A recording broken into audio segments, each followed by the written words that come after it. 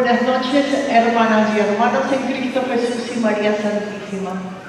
Es importante para cada uno de nosotros, como hijos de Dios, y en el amor misericordioso de Jesús, identificarnos cada vez más con la palabra de Dios, conocer el misterio de la fe, vivir, sentir, profundizar cada vez más lo que en esta charla de hoy y lo que el Evangelio nos dice, para poder alcanzar la meta que cada uno de nosotros como cristianos lleguemos al final de nuestras vidas.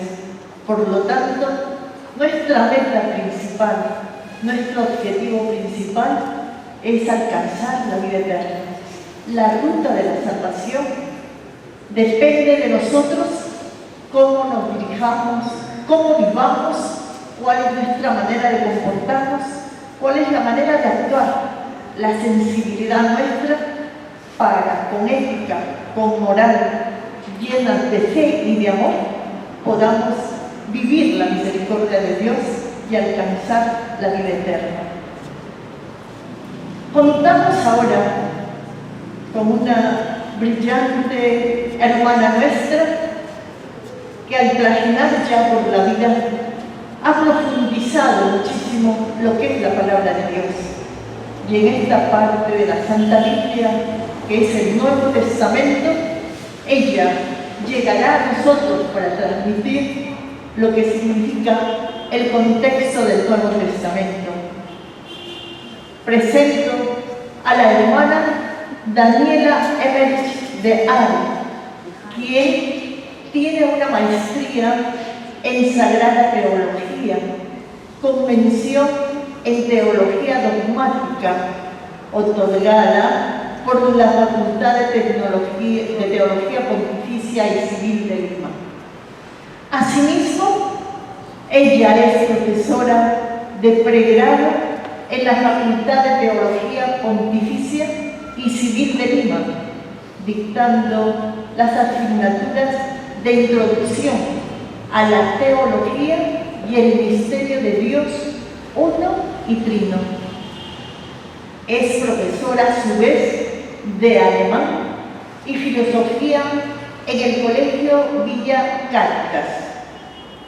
Y para no quedar, digamos, tan solo en estos conocimientos, ella continúa descubriendo la verdad de Dios y por lo tanto su doctorado en Sagrada Teología. Recibamos con el cariño, con el aplauso, con el amor de hermanos a nuestra hermana Daniela Emerich.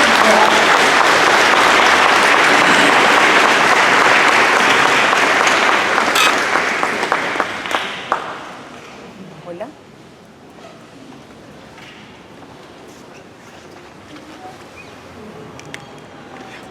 Me pusieron nerviosa con semejante presentación. Me hicieron sonrojar.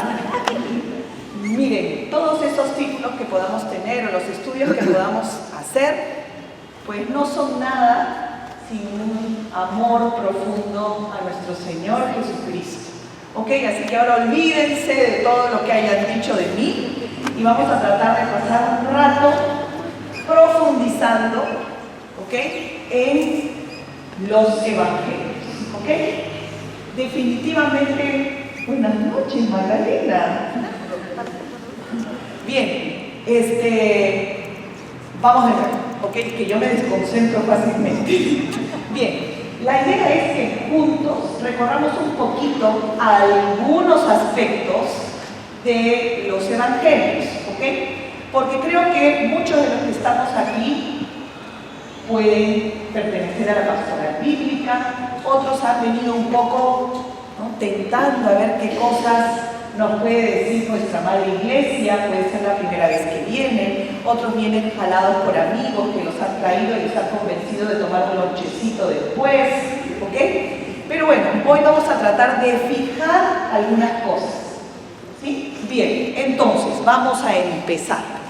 Contexto del Nuevo Testamento. ¿Qué es lo que yo quiero irles contando? Nuestra Biblia tiene unos 73 libros. Nuestra Biblia es absolutamente todos estos libros. Hay unos libros que para nosotros tienen un especial valor, que van a ser los evangelios, ¿ok? Pero vale la pena situar primero nuestra Biblia dentro de, o sea, nuestros evangelios dentro de lo que es la Biblia. Tenemos unos 73 libros, 46 en el Antiguo Testamento, 27 en el Nuevo Testamento, ¿ok? Por ejemplo, ¿qué han leído del Antiguo Testamento?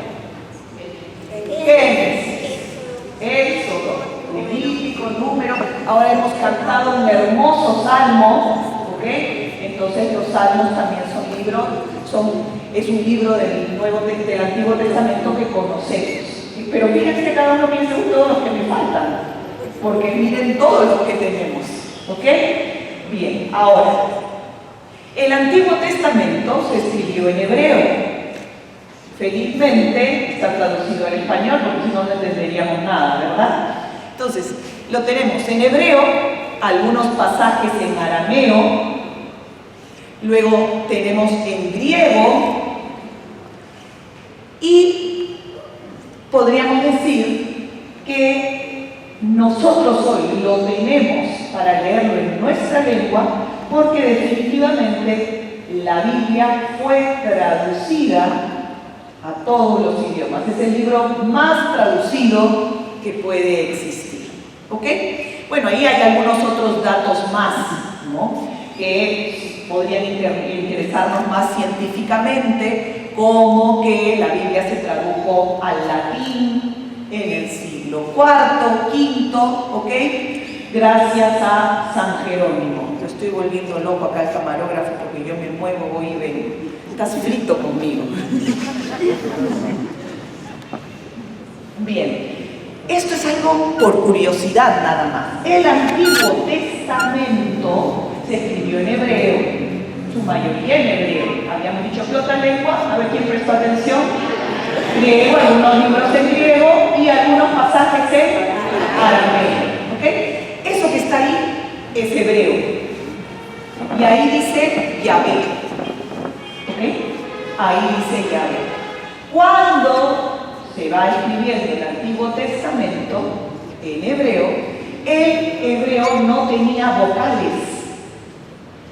¿Ok?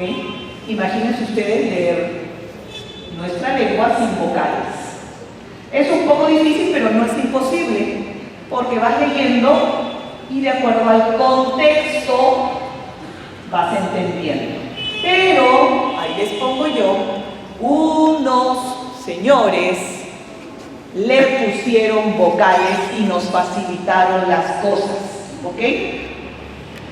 Entre los siglos 7 y 10, unos judíos muy piadosos, muy preocupados porque no se perdiera el Antiguo Testamento, le pusieron vocales. ¿Ven esa letra con un puntito? Esa letra, ok, es una letra muy, muy, muy chiquitita, que es una vocal. ¿Ven esta que parece una T? También es una vocal. La T, la que parece una T, suena como A, y ese puntito chiquitito puede sonar como U, como E, dependiendo el sonido, ¿ok? Ahí dice Yahvé. ¿Okay? Y esa letra, la primera chiquitita que parece un acento, es la famosísima letra Yod, la letra más chiquitita. ¿Ok? Por eso hay un pasaje de la Biblia que dice, ni una sola... A ver, ¿quién se acuerda de ese pasaje? Ajá, muy bien. Muy bien. Ni siquiera una Yod, ¿okay?, va a pasar, se va a perder. O sea, la palabra de Dios. Fíjense, es fácil que si yo copio, me olvide una letra. ¿Cuántas veces nos olvidamos de ponerle el puntito a la I? O una tilde, ¿no?, a una palabra. O el sombrerito a la N, que se me fue el nombre, ¿cómo se llamaba el sombrerito científicamente? Bueno, ya me voy a acordar. Pero bueno, ¿ok? Entonces, entre el siglo 7 y 10, le fueron poniendo las vocales al Antiguo Testamento. ¿Ok? Nuestro Nuevo Testamento, ¿en qué idioma se escribió originalmente? En griego. Muy bien, se escribió en griego. ¿Ok? Ahora, vamos a unas cosas. A veces nosotros nos preguntamos, ¿por qué no tenemos muchos datos de Jesús en los evangelios? ¿Nos dice cuándo medía Jesús? ¿Dónde vivía exactamente? ¿Dirección? ¿A qué edades fue a aprender a la sinagoga? No. ¿Qué notas tenía? ¿Sus amigos íntimos? Algo nos dice, ¿no? ¿Sus parientes, los nombres de todos sus parientes? No. ¿Por qué no tenemos tantos datos de Jesús? Ni de los apóstoles. ¿De Pedro qué sabemos? Alguna cosita. Era casado, profesión, pescador. ¿Qué más sabemos? Algo de su carácter, ¿no es cierto? Nada más. ¿Por qué no sabemos más cosas de Pedro? Porque, vamos a recordar, escribir en la antigüedad era algo destinado para algunos.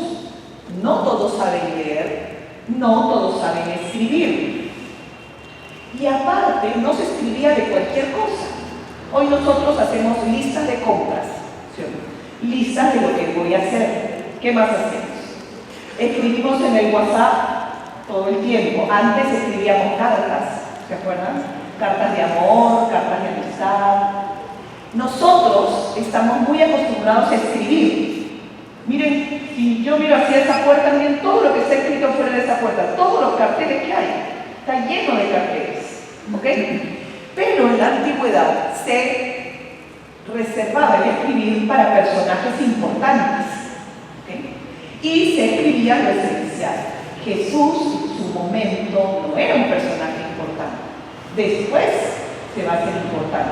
Pero mientras él vivió, ¿quién era? El hijo de un carpintero. Nadie escribe sobre el hijo de un carpintero. ¿Ok? Entonces, aquí yo les cuento un poquito que nuestra Biblia se escribió sobre papiro y pergamino. ¿Ok? ¿Qué cosa es el papiro? El papiro es como esta planta que está en un junco, muy común en la zona de Egipto, y su proceso, ahí hay un poquito el proceso, ¿no? Se extrae la planta se tritura, se le sacan los jugos, se va haciendo una masa, y finalmente, después de un proceso, tenemos una especie de papel delgado en el cual escribir. Y la otra forma de escribir en la antigüedad, ¿cuál es? Que dije, pergamino. El pergamino es el cuero del animal, ¿ok? Entonces yo tenía una vaca, una cabra, y el cuero se sometía a un proceso, se raspaba muy bien para quitarle restos y para quitarle el vellón, el pelo, y luego se estiraba para lograr tener una lámina más delgada y poder escribir. O sea, ¿se imaginan ustedes ahora tomando notas en pergamino o en papiro? ¿Y con qué se escribía? Con el super bolígrafo de punta redonda. ¿Con qué? Con pluma. Entonces, pluma de algunas aves, y evidentemente la punta de esa pluma tenía que ser especial, delicada. No cualquier ave, no podía yo andar cazando palomas para escribir con las plumas de las palomas. ¿Okay? Así que escribir era realmente, hemos dicho, complicado, caro, reservado para algunos. ¿Sí? Entonces, cuando nos preguntemos ¿por qué no tengo tantos datos de Jesús? Ya tenemos algunas respuestas un poco más científicas, vamos a decir. ¿Sí? Bien, ven, ahí tiene un rollo y un códice. ¿Por qué? Porque yo escribía en el pergamino y el pergamino se iba enroscando. Entonces, para leer se desenroscaba. Entonces, ¿cómo lo guardaba? Enroscadito. O después, este pergamino en el que yo iba a escribir se cortaba como en hojas, se juntaban varias y se cosían. Ese, digamos, es el antepasado ¿de qué? Del libro, exactamente. Entonces, alguna vez podemos escuchar que están guardados o según el rollo o según el códice, ¿ok? Entonces ya sabemos lo que es un códice, ¿no? Recordamos lo que es un códice y lo que es un rollo, ¿ok? Muy bien, avancemos. Nuestro Antiguo Testamento, esa es una imagen muy gráfica que quizás ustedes han visto en internet porque simula una biblioteca. Ese es nuestro Antiguo Testamento. Los libros del Pentateuco. ¿Cuáles son los libros del Pentateuco? Sin mirar. Muy bien, muy bien. Esos son los libros del Pentateuco. Luego tenemos libros históricos. ¿Qué se narra en los libros históricos? ¿La historia de quién? De Israel. La historia de Israel, la historia de ese tiempo, ¿no? La historia de los reyes, de Samuel, la historia de David, de Salomón, los jueces, ¿ok? Así es. Luego tenemos los libros sapienciales, ¿ok? Tenemos los libros sapienciales, muy bien. Y por último, los proféticos. Desde los profetas menores hasta los grandes profetas. A ver, examen. Un profeta mayor. Muy bien. Muy bien. ¿Y un profeta menor? Amós. A mí, ¿saben cuál me encanta? Oseas. Oseas es uno de mis favoritos. Me encanta. ¿Saben por qué me encanta Oseas? Porque Oseas no es tanto el que habla, sino el que en su vida, con su vida, anuncia lo que hace Dios. ¿Qué es lo que le manda a hacer Dios a Oseas? ¿Se acuerdan? Casarse con la prostituta, ¿no? Es como decir, pucha, Dios, ¿por qué me mandas a hacer eso a mí? ¿No? ¿Y qué hace Oseas? Va, obedientemente se casa. ¿Y qué hace esta mujer? Así es, le saca la vuelta, no una, sino varias veces. ¿Y qué hace Oseas? La perdona, la va a buscar, la ropa, la coge, ¿okay? La escucha, ¿okay? La cuida. Ese Oseas, ¿a quién está anunciando y representando? A Dios. A Dios con el pueblo. Y en el fondo a Dios con cada uno de nosotros, que todo el tiempo le andamos sacando la vuelta a Dios. Cuando no es con un pecadito, es con un pecadote, pero por lo general es lo que nos pasa. Por eso es que me gusta mucho Oseas. Entonces, nuestros evangelios no podemos simplemente decir, yo voy a leer los evangelios, solamente quiero saber de evangelios. Cada vez que nosotros pensemos en los evangelios, tenemos que pensar en toda nuestra Sagrada Escritura. Y es muy importante que nosotros también leamos el Antiguo Testamento, nos acerquemos al Antiguo Testamento. El Antiguo Testamento es un libro para nosotros. Jesús jamás dejó de lado el Antiguo Testamento. Nuestra iglesia no ha dejado de lado el Antiguo Testamento. Entonces vale la pena leer. Ahí vamos a ver un Dios que siempre se mantiene fiel. Desde que elige a Abraham hasta el mismo Jesús. Un Dios que cumple siempre con su promesa. Un Dios que se mantiene siempre fiel y que es coherente, porque lo que le dijo a Abraham se termina cumpliendo con Jesucristo. No es que le dice, ¿sabes qué? Ya me arrepentí, mejor te voy a decir otra cosa. Entonces, por eso es muy importante esa lectura total de nuestra Sagrada Escritura. ¿Ok? Bien, a ver, ¿qué más tenemos? Porque ya no me acuerdo. Bueno, entonces ahora sí, nuestro Nuevo Testamento. Nuestro Nuevo Testamento tenemos que entenderlo bajo la palabra Nueva Alianza. ¿Ok? Ese es el nombre, Nueva Alianza. Si hay una nueva alianza, ¿qué había antes? Una antigua alianza. ¿No? Esa, tenemos un bebé. He escuchado Moisés, ¿hay perdón Moisés? Yo me desconcentro, ¿se han dado cuenta? Bien, sigamos. Entonces, tenemos una antigua alianza y una nueva alianza. La nueva alianza es el Nuevo Testamento. ¿Qué alianza? ¿De qué alianza se trata? ¿Por qué llamar al Nuevo Testamento Nueva Alianza? A ver. Ustedes están dando la charla, fíjense. Así es. En el Antiguo, sí. Gracias. Gracias, muchas gracias. Perdone.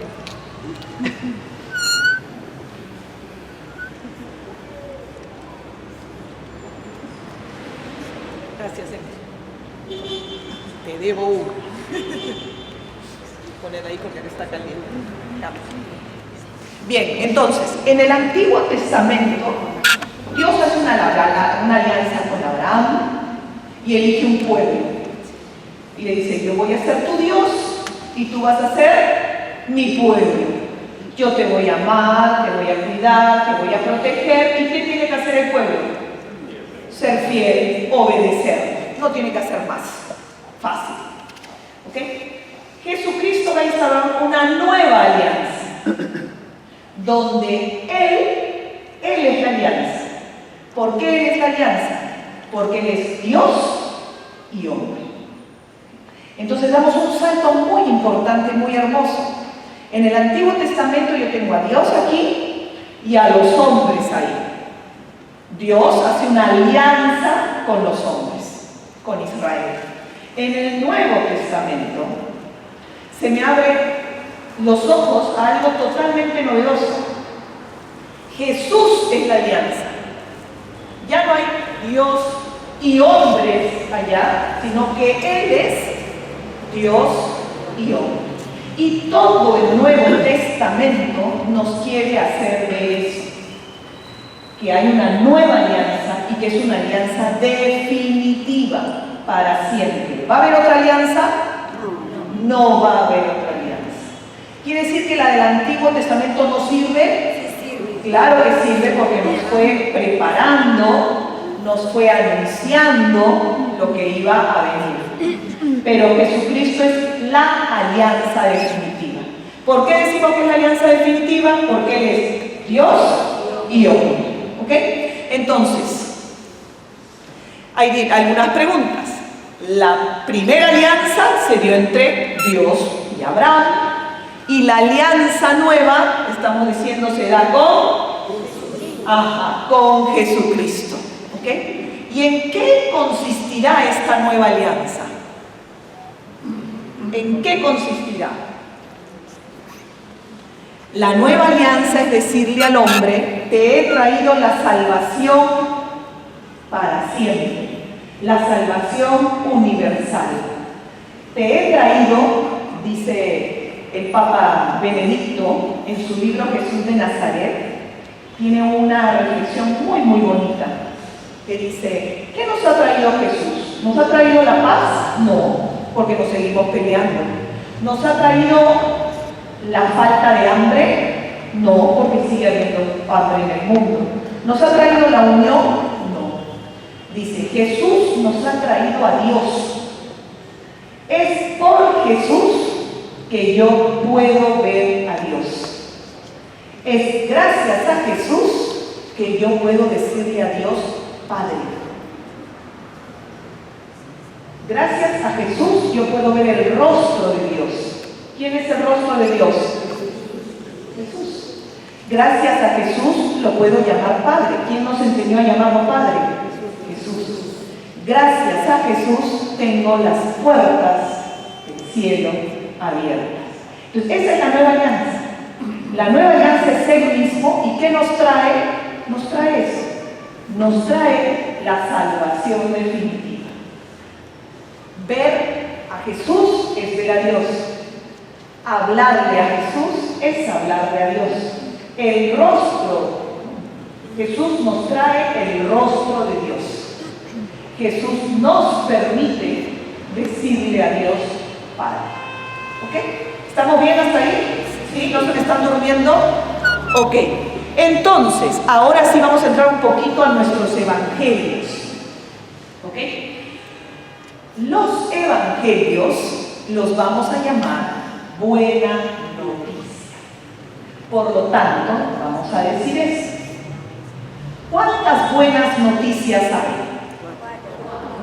No, hay una sola buena noticia. ¿Cuál es la buena noticia? Que Jesús es Dios, ¿no es cierto? Y hombre, ¿no? ¿Qué decían los apóstoles cuando iban por ahí? Conviértete y cree que Jesucristo es el Hijo de Dios que murió y resucitó por nosotros. O sea, hay una buena noticia. Lo que pasa es que la vamos a contar de 4 formas diferentes. Es como que ustedes se van a su casa ahora y dicen, estudié una charla, y cada uno va a contar de la charla a su manera, pero van a contar lo mismo. ¿Alguien va a decir que la charla la dio un hombre? No. ¿Alguien va a decir que la charla fue sobre recetas de cocina? No. Pero cada uno se le puede haber quedado algo más grabado que el otro, o puede ir con mayor ganas a contar algo, alguien se puede haber perdido algo porque se quedó dormido, ¿ok? Pero entonces, el evangelio es buena noticia. Y la buena noticia es que Jesucristo es el Hijo de Dios que murió y resucitó por nosotros. Y si murió y resucitó por nosotros, ¿qué nos trajo? La salvación. La salvación, la vida eterna, la salvación. ¿Ok? Entonces por eso ahí dice, la buena noticia, escuchen bien, en la antigüedad existían los evangelios. Porque evangelio, ¿qué significa? Buena noticia. Entonces, por lo tanto, cuando nacía un heredero al emperador, eso era una buena noticia. ¿Qué había que hacer con esa noticia? Difundirla. ¿Okay? Entonces existía la palabra evangelio como buena noticia. ¿Ok? Hay 2 modos de transmitir la buena noticia. En cartas, ¿quién hizo eso? Por ejemplo, Pablo, ¿quién más?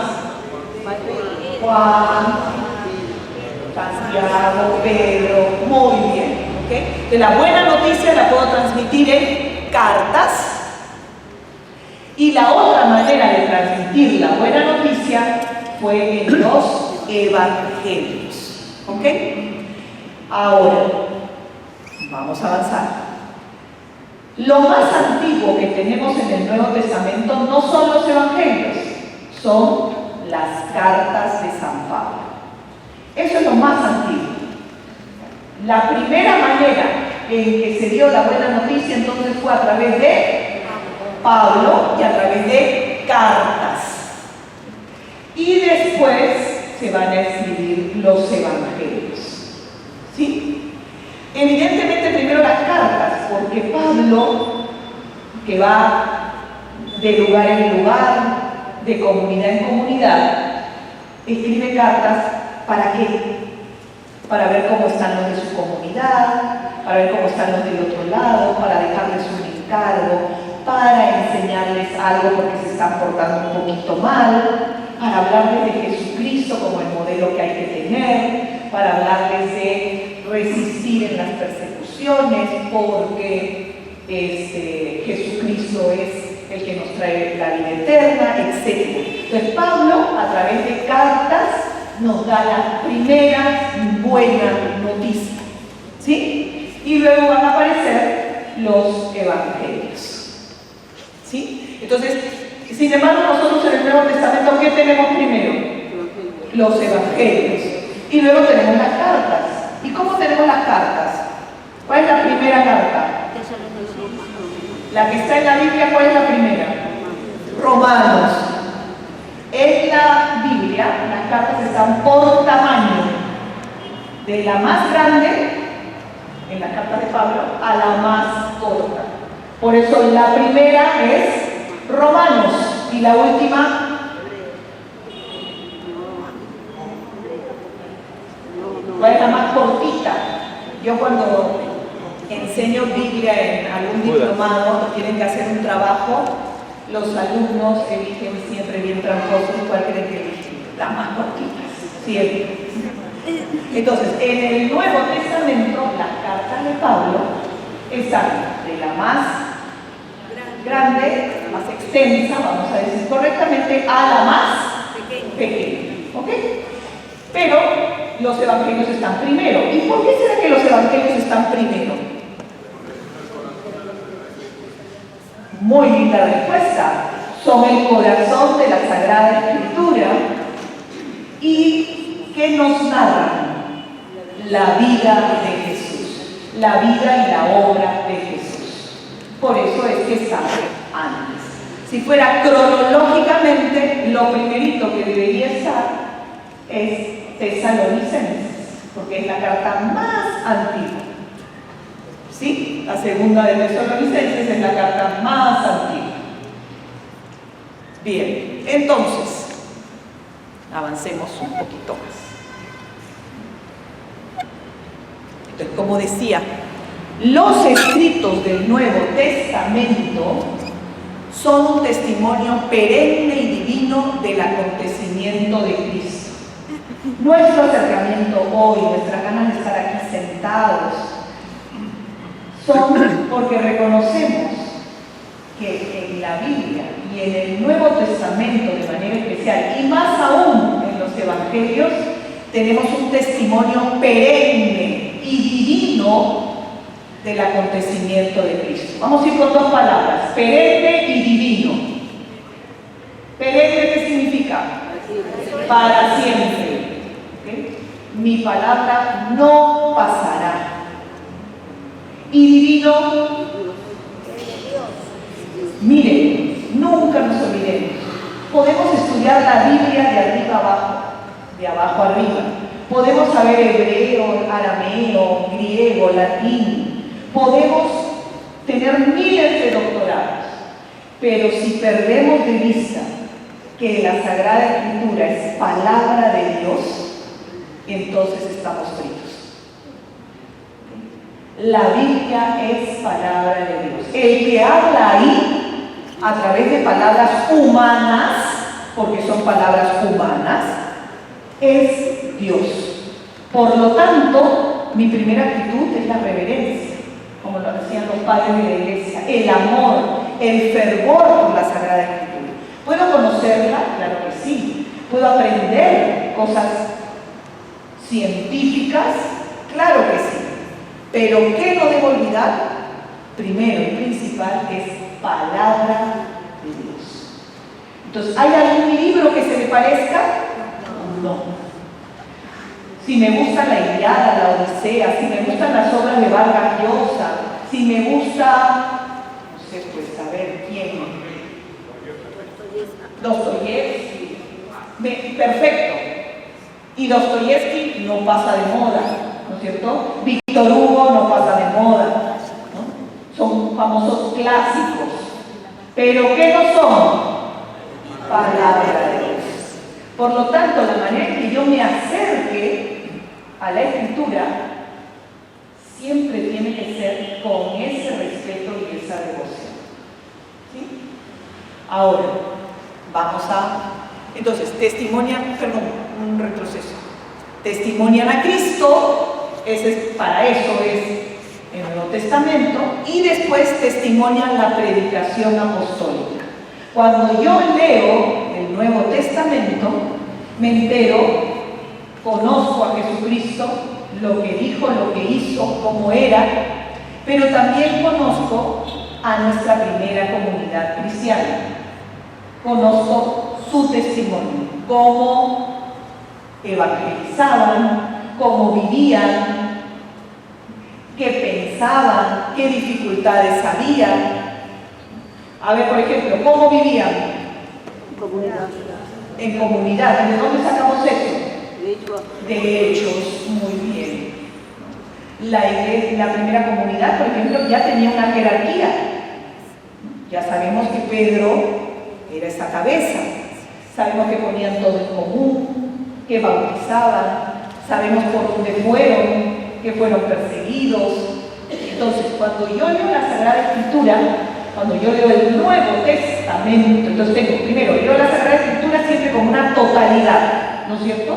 Desde el Génesis hasta el Apocalipsis, como un solo libro. ¿Por qué? Porque es palabra de Dios. Tengo una reverencia y un fervor y un amor especial a los evangelios. ¿Por qué?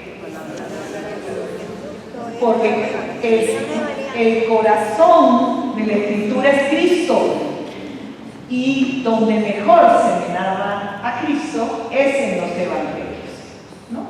Bien, perfecto. Y aparte, en tercer lugar, también es testimonio apostólico, testimonio de nuestros apóstoles. Bien, los libros del Nuevo Testamento, para ubicarnos, se agrupan en estos grupos: Evangelios, Hechos de los Apóstoles, Cartas Paulinas, Cartas Católicas y el Apocalipsis. Podríamos poner a las cartas todas juntas, pero acá las estamos ordenando bonito. Eso también me lo encontré en internet y me gustó, me parece que sirve. Entonces, cuando yo me acerco a la Escritura, es importante ubicarme, ¿sí? Entonces, saber que tengo Evangelios, Hechos, cartas apostólicas, cartas paulinas. Si se llaman cartas paulinas, ¿a quién atribuimos la autoría? A Pablo. Y en las cartas católicas, los autores son otros, pero todas se agrupan de la misma manera porque están dirigidas a la Iglesia Universal. Y por último, el Apocalipsis. ¿Sí? Algún día tienen que hacer un curso de Apocalipsis, un libro tan bonito, ¿no? Nosotros hemos llevado. Bien, entonces, a ver, avancemos. Aquí vamos a pasarla a esa. Bien, entonces, el Evangelio y los Evangelios. Ya nos queda claro. ¿Por qué decimos el Evangelio y los Evangelios? Hay una sola buena noticia. Un solo Evangelio, porque hay una sola buena noticia, pero hay 4 maneras distintas de contar esa noticia. La Dei Verbum, que es el documento del Vaticano II, dice el Evangelio cuadriforme. El Evangelio cuadriforme. Una buena noticia de cuadriforme, 4 formas distintas. ¿Y quiénes son los señores que están ahí? Los evangelistas. ¿Y los podemos ubicar?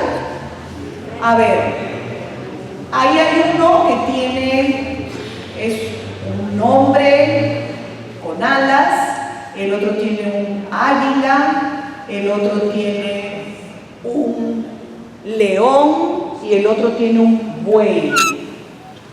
¿Sabemos por qué eso? Miren. ¿Perdón?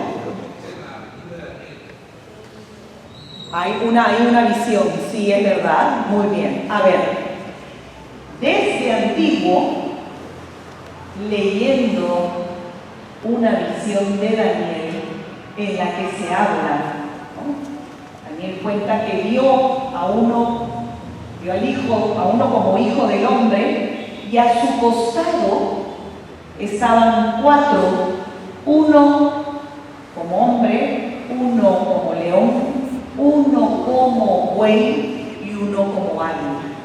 Entonces, nuestros padres de la iglesia, cuando empezaron a interpretar la Escritura, identificaron a estos 4 personajes con los 4 evangelistas. Y dijeron, y es muy lindo porque uno aprende y no se olvida, Mateo es el hombre con alas, porque el Evangelio de Mateo empieza con la genealogía de Jesús. Jesús como hombre. ¿Hasta dónde lo lleva Mateo? ¿De quién desciende Jesús? De Abraham. Así es. Entonces, quiere mostrar a un Jesús, hombre, en el que se va a cumplir las promesas. Entonces, Mateo es el hombre con alas. No es un ángel, sino un hombre con alas. Luego dicen, bueno, a ver, Lucas es el buey. ¿Por qué Lucas es el buey? Porque el buey es el animal por excelencia del sacrificio. ¿Okay? Digamos que cuando yo iba al templo de Jerusalén a hacer un sacrificio, si yo era muy pobre, sacrificaba una paloma. Pero el sacrificio, digamos, grandioso, el sacrificio que hacen los sumos sacerdotes, el sacrificio que hace Israel, es el de un buey. Y el Evangelio de Lucas empieza o tiene en sus primeras páginas el sacrificio de quién. ¿Qué sacrificios tiene? A ver, examen. ¿De Elías, dijo? No. ¿De quién? De Zacarías, muy bien. Luego tiene la presentación de Jesús en el templo. ¿Okay? Entonces, como que tiene varios elementos en los que el sacrificio y el templo están presentes al inicio. Y después tenemos a Marcos. Marcos es un león. El Evangelio de Marcos dice: una voz ruge en el desierto. ¿Qué animal por excelencia ruge? El león. ¿Okay? Y por último, Juan. Juan es el águila. El águila es un animal que puede volar muy alto y puede volar mirando al sol, de frente, sin cegarse.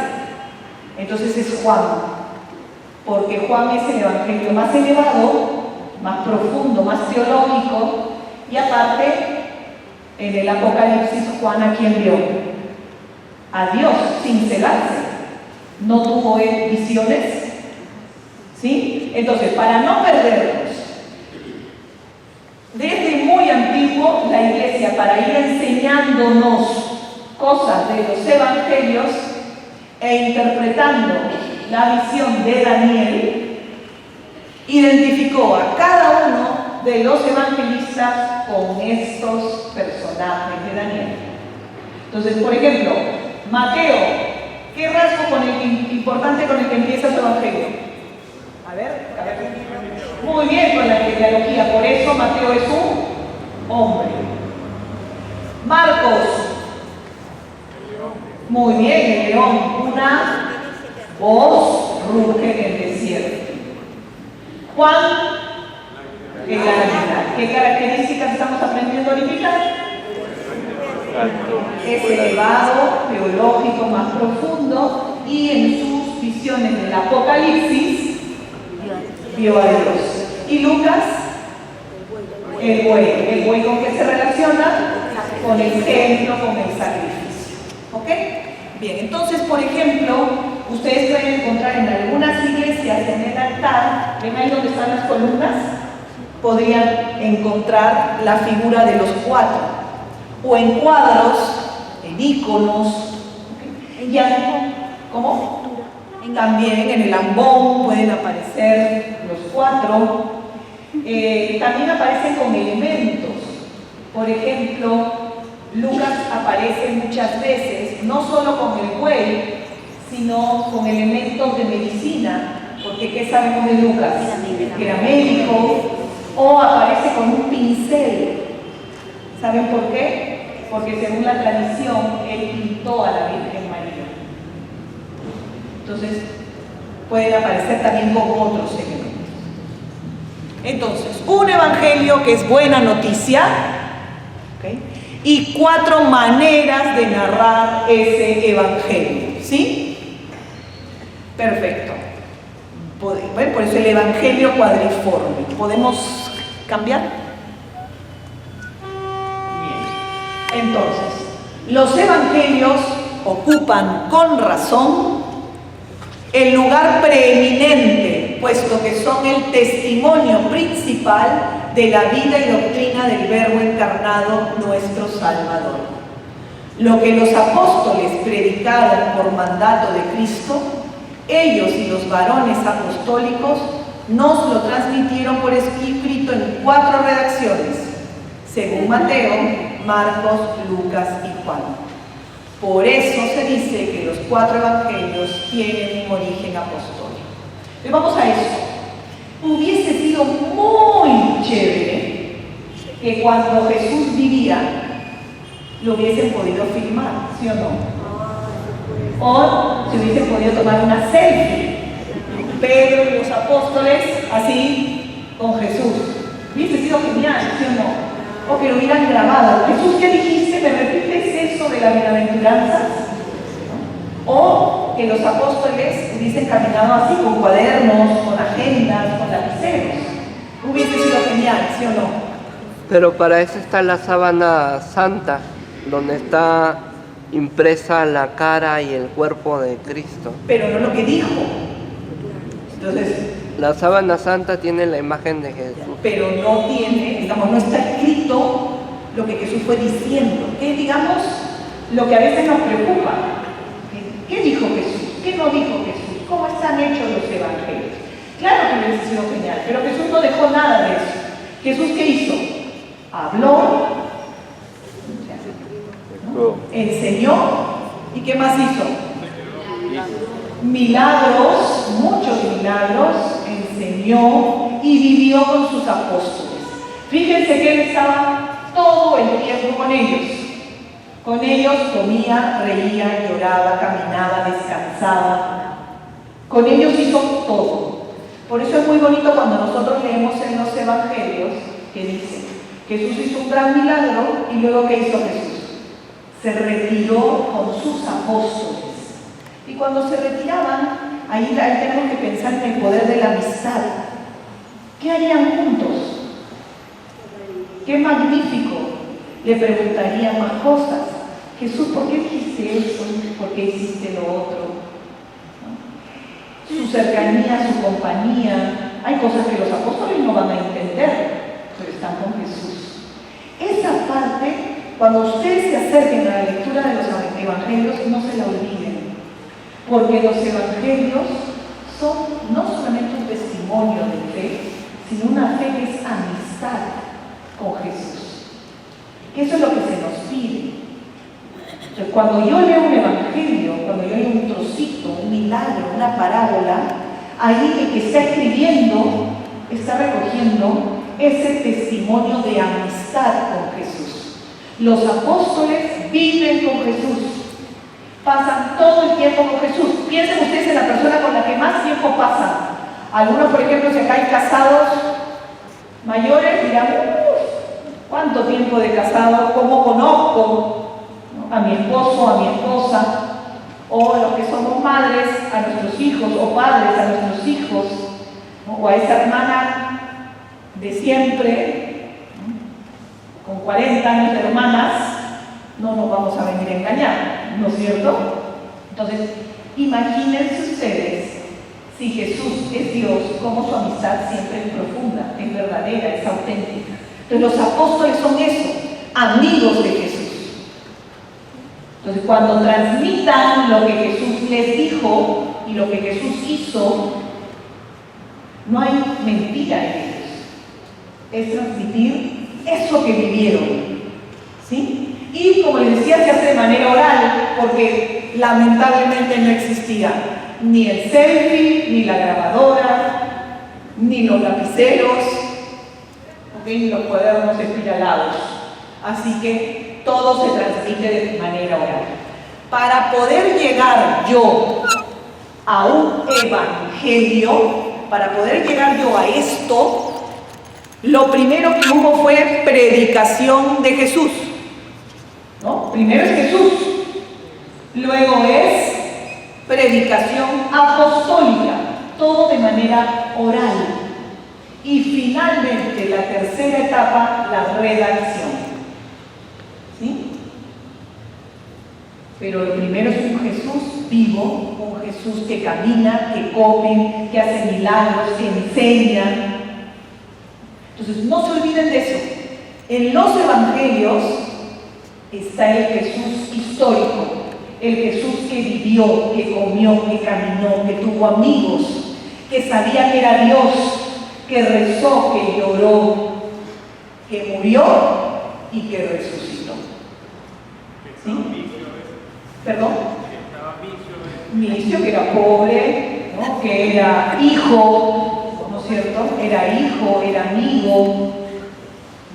era vecino, claro que sí. Entonces, primero tenemos un Jesús que es histórico, y ese Jesús histórico se va a ir transmitiendo y finalmente vamos a tener la redacción de los evangelios. Bien, terminamos. No terminamos, terminó la primera parte. Estírense para que no se me aburran, hagan un ejercicio para que no muevan las piernas. Voy a tomar agua mientras ponemos el seguro. Ay, qué amables, gracias. Ya me tomo esta. Sí, dígame.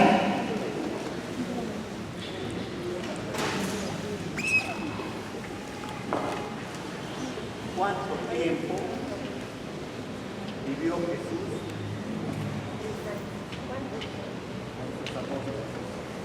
3 años.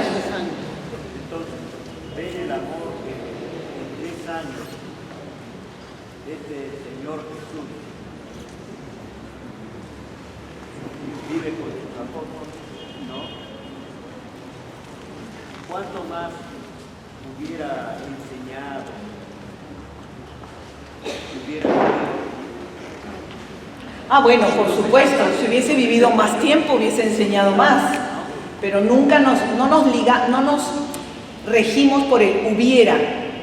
¿O quieren? Es como cuando, no sé si les ha pasado cuando han sido enamorados, se sientan y le dicen, ¿qué hubiese pasado si no te hubiese conocido? No sé, pues, nos conocimos. ¿Para qué perdemos el tiempo en pensar en lo que hubiese pasado? Entonces, sí, definitivamente si Jesús hubiese vivido más tiempo con sus apóstoles, más cosas podría habernos enseñado.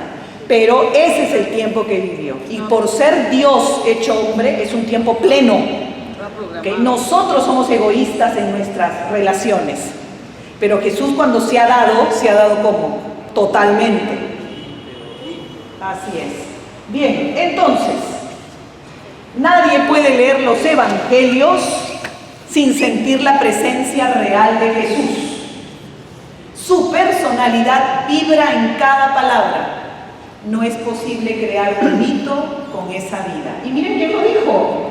Por eso se los puse, porque no lo dijo el Papa Benedicto, el Papa Francisco, Santa Catalina, lo dijo Albert Einstein. ¿Qué les parece?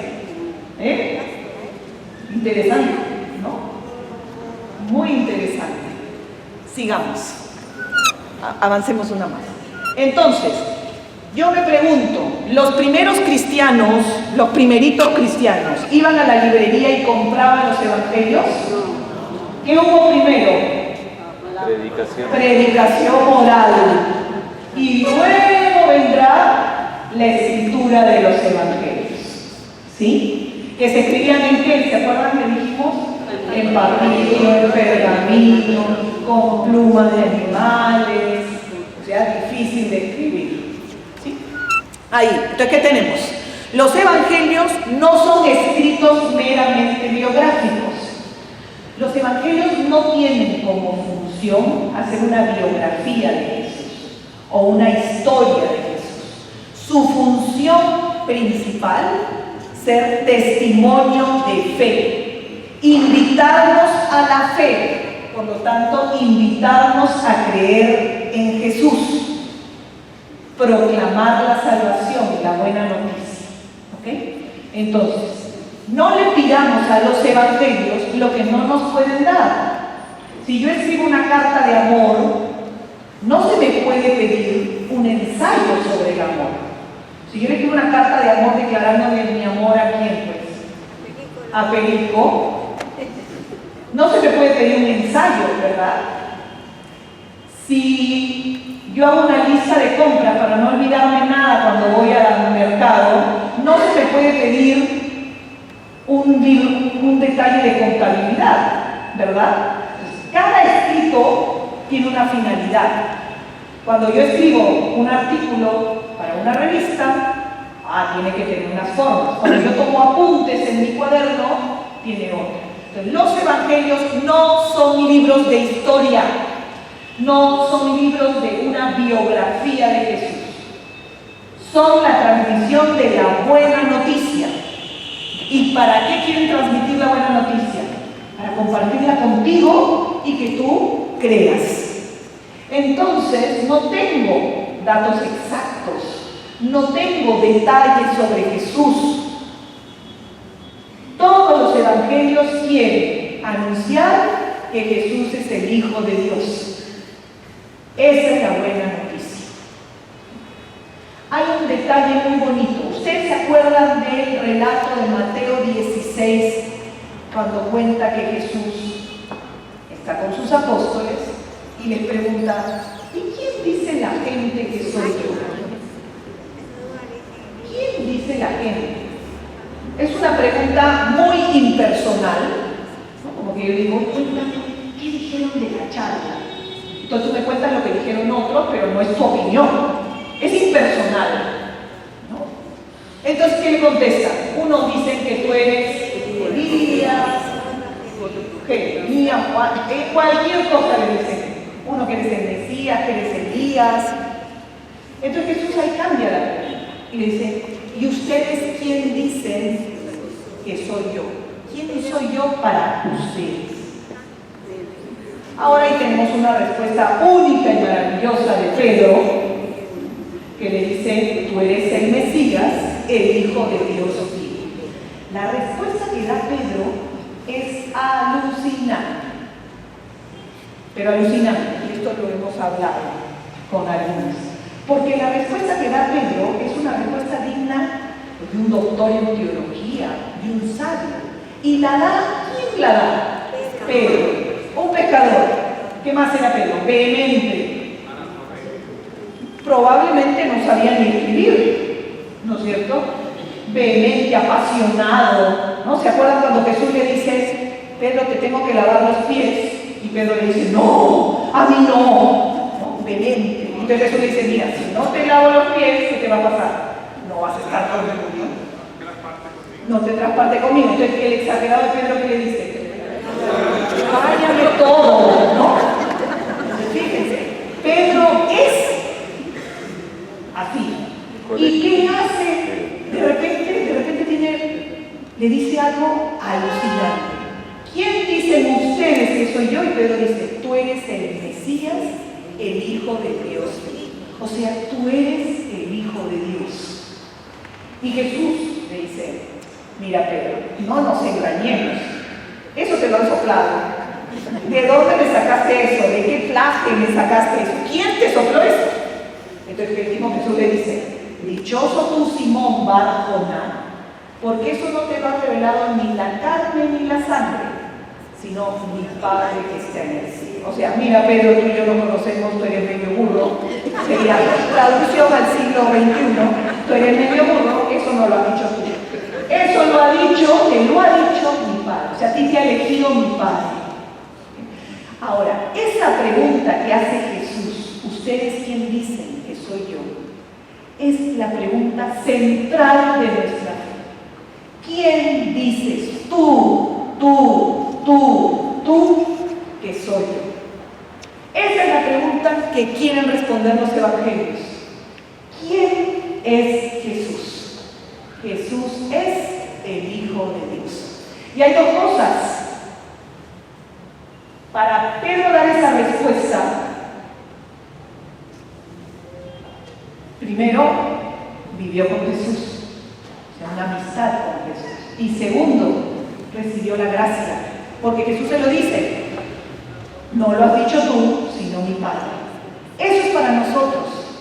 Para poder responder a la pregunta: ¿quién es Jesús?, tenemos que hacer amistad con Jesús. Y tenemos a la vez que estar en gracia. Amistad con Jesús a través de la lectura de los evangelios, a través de la oración, a través de la obra de misericordia con los demás. Y la gracia principalmente por los sacramentos. Para poder cada uno de nosotros responder: tú eres el Mesías, el Hijo de Dios vivo, yo tengo que ser como Pedro. Amistad con Jesús y estar tocado por la gracia. La gracia es con los sacramentos. Es la mejor forma de tener gracia. La más fácil es sí, porque la Sagrada Eucaristía es maravillosa y es nuestra saboreo de Dios.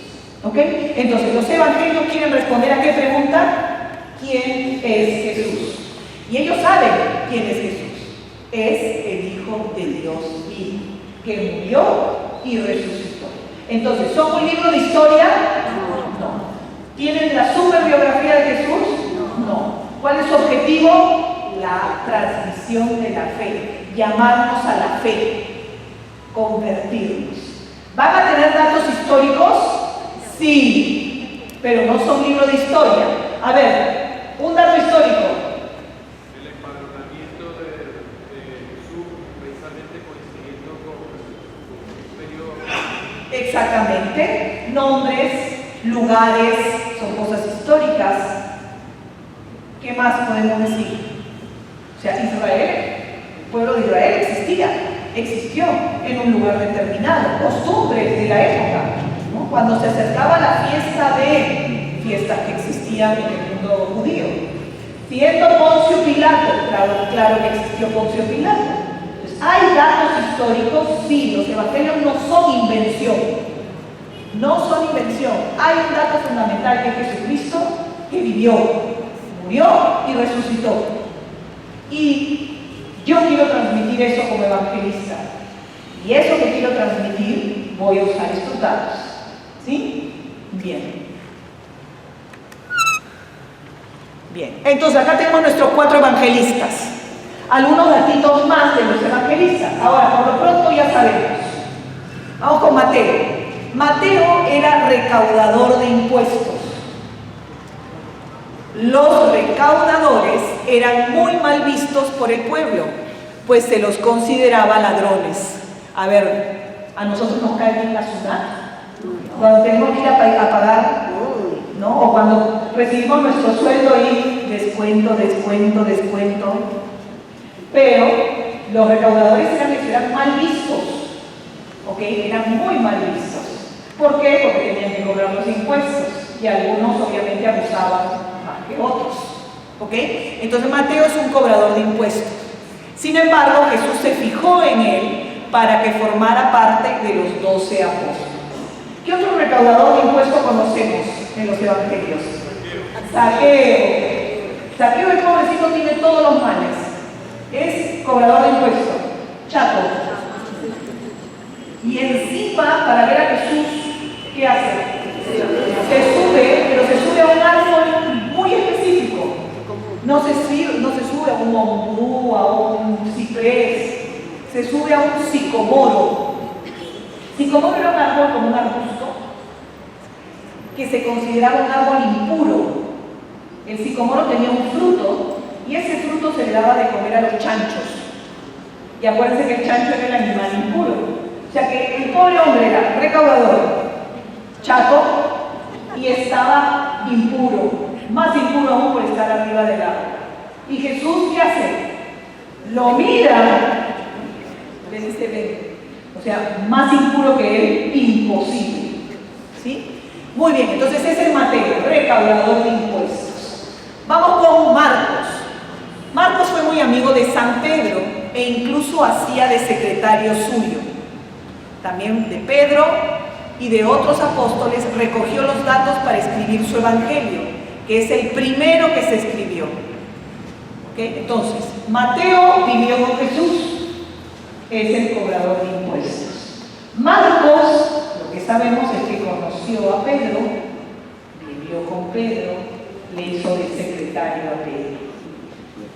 Lucas, qué bonito es. Hay un libro muy bonito que yo les recomiendo, que a mí me encanta, que es una novela histórica. ¿Cuál es la característica de una novela histórica? Dice cosas reales, pero otras no, se basa en cosas reales. Hay una novela hermosa que se llama Médico de Cuerpos y Almas. Es hermosísima.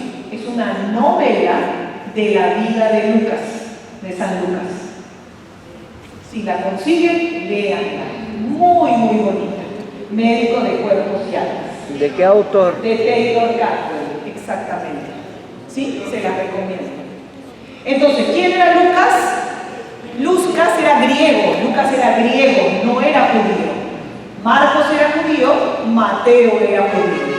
Lucas no, Lucas era griego. ¿Ok? Era médico y se convirtió al cristianismo. No conoció a Jesús. Lucas no lo conoció. Pero sí conoció a los apóstoles. Y quizás también conoció a María. Porque la manera como él trata el tema de la anunciación es hermosa. Uy, me tengo que apurar, ¿no? Y yo hablo y hablo. ¿Y a qué hora termina? ¿A qué hora me vota el padre? Eran las 9. ¿Era a las 9? Padre, ya termino. Es que yo hablo, pero lo que no me dejan hablar en mi casa lo debo hablar acá. Entonces, ¿y de Juan qué vamos a decir? ¿Quién es Juan? El discípulo amado. Cuando vivió con Jesús era apenas un jovencito, muy jovencito, podemos calcular de 12 a 15 años a Juan, iba a ser el discípulo amado. ¿Ok? Bueno, rapidito. Los evangelios vamos a tener sinópticos y el evangelio de Juan. Los sinópticos tienen la misma estructura, por eso se llaman sinópticos, la misma visión. Y el evangelio de Juan es algo totalmente diferente. No totalmente diferente porque habla de un Jesús marciano, sino que cómo arma su evangelio es diferente. Los sinópticos tienen esta forma. Nos narran la infancia de Jesús, luego la preparación a la misión de Jesús, por eso el bautismo, las tentaciones, después su vida pública, como Jesús cura, habla, se reúne, y por último el camino a Jerusalén, la ida a Jerusalén, o sea, la ida a cumplir su misión. Y el evangelio de Juan tiene otra forma, totalmente otra forma. No narra la infancia de Jesús, sino que empieza con el prólogo. En el principio era la palabra, y la palabra se hizo carne, y la palabra habitó entre nosotros. Luego nos habla de su vida pública. ¿Okay? Jesús va y viene a Jerusalén. Jesús solo hace 7 milagros en el evangelio de Juan. Mientras que, por ejemplo, Marcos tiene 18, Mateo 20 y Lucas 20. Entonces, ¿quién miente? Ninguno. Lucas eligió 7 milagros, perdón, Juan eligió 7 milagros porque está pensando más teológicamente. ¿A qué se parecen los 7 milagros? A la creación.